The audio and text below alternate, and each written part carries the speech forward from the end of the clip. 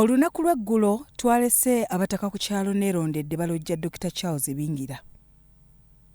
Mbu basse omutuuze mu nkaayana ze bagamba nti Land Road n'ab'ebibanja kyokka mbu nga zonna makwekansaamu baagala kubuzaabuza ttemu na kusiiga bukyayi mu batuuze. Komera maama wange Benzi n'agamba nedda abaana bagenda kusula wange temubazza muki mukomera.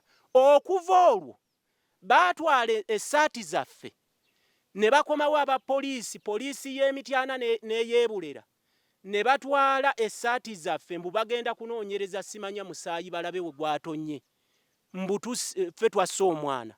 N'essaawa ya leero tetumanyi oba essaati zaffe yazitwala zikolerako ki. Ebigambo awo we byakoma tewali kyaddayo kwogerwako.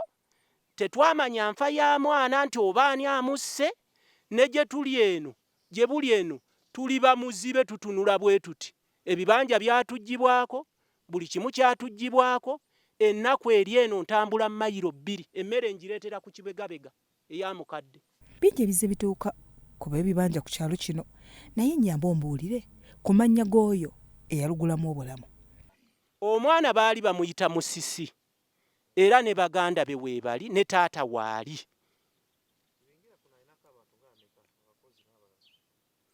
Abakozi akyusa buli bbanga. Sisobola kugamba nti bwe batyo obungi kubanga nakati yayiye abasajja.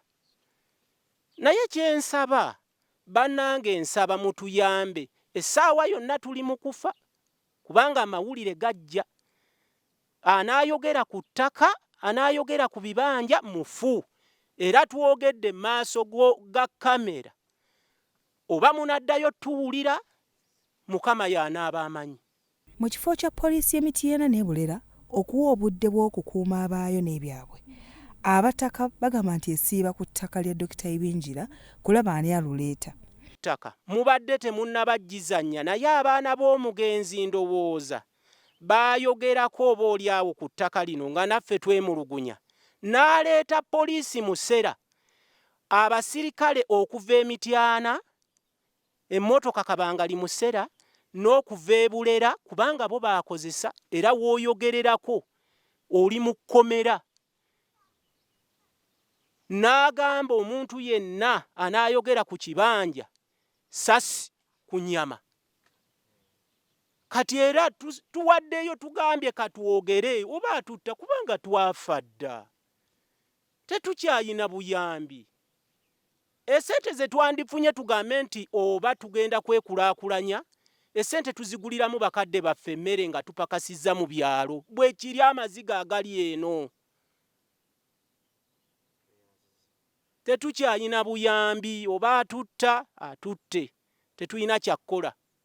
Baliziika kubanga ffenna ly'ekkubo. Omutaka Emmanuel Kitikayemba byamuggwako dda ekyalo yekisenga mu gwa 76 kyokka byayiseemu ne Dr. Charles Bingira byemusinga n'obukulu. Kuno era nagulako ekibanja mu mwaka gw'76 n'engulwa okubeera kuno. Naye tuba tuli awo ebintu bino by'enkyukakyuka nga Mwami Malenga ajja agamba temutya nti bano tulambula bituuti, temutya tulambula bituuti byaffe, njerula ttaka lyange. Naffe ne tubeera awo nga tulinda ekyo. Tugenda okuddamu okulaba ng'ate mala atuyise ku kkanisa oba ku kkanisa. Kati n'agamba bannange sibatunze mbadde njerula ttaka. Naffe ne tubeera ku ekyo. Wayita ennaku ntono ng'atulaga Dr. Bingira ng'agamba nti ono nti muguzizza ekitundu kyange naye mmwe sibatunze. Nga tubeeraawo bwe tutyo nti tatutunze. Wayita ekiseera ng'ayisa sseŋŋenge ewange mu kibanja. Bw'ayisaamu sseŋŋenge ne ŋŋamba bano nti ono anjooze bujoozi lwaki bayisizza sseŋŋenge mu kibanja kyange.